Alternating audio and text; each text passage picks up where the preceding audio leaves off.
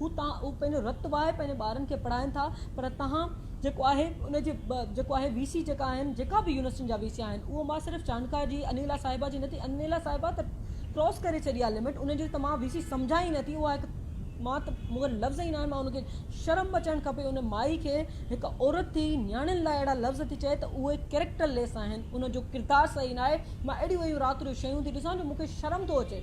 अमा तूं छा मतिलबु मूंखे सम्झ में नथो अचे। तव्हां ॾिसो था त तव्हां उते नोटिस छो न वठो?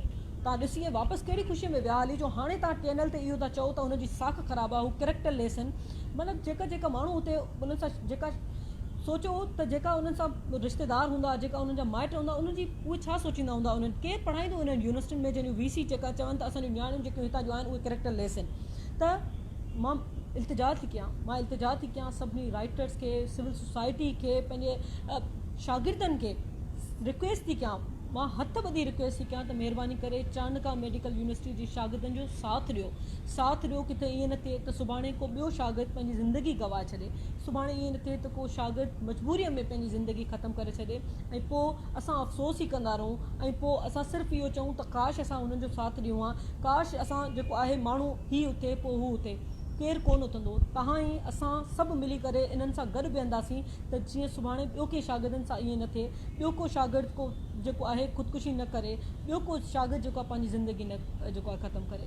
मुंहिंजी इल्तिजा आहे त महिरबानी करे उन्हनि सां गॾु बीहो, पंहिंजे शागिर्दनि सभिनी से मुंहिंजी रिक्वेस्ट आहे त गॾु बीहो त जीअं जेको आहे इहे मसइला जेको आहिनि घटि थियनि ऐं शागिर्द जेको आहे जंहिंखे नोटिस ॾिनो वियो आहे इहो नोटिस वापसि वरितो वञे ऐं उन्हनि जा मसइला जल्द खां जल्द हल कया वञनि। छो जो असांजूं शागिर्दाणियूं, असांजूं जेकियूं नियाणियूं आहिनि उते इलाही परेशान आहिनि। ख़बर न आहे ॿिए केतिरा ई मसइला हूंदा जेके हू असांखे नथा ॿुधाए सघनि, पर जेको आहे असां उमेदु कंदासीं त सभु उन्हनि जो साथ ॾींदा ऐं जेको आहे उन्हनि सां बीहंदा त जीअं इहो वीसी जेकी आहे अनिला साहिबा पंहिंजी इहा ॿोली दुरुस्त करे ऐं जेको आहे उन्हनि सां सही बिहेवियर करे, उन्हनि सां मिले, उन्हनि जा मसइला ॿुधे त शागिर्दनि जा मसइला कहिड़ा आहिनि। छो जो असां शागिर्द जेको आहे जेका शागिर्द आहिनि उन्हनि जे फीसिस सां यूनिवर्सिटीज़ हलनि थियूं।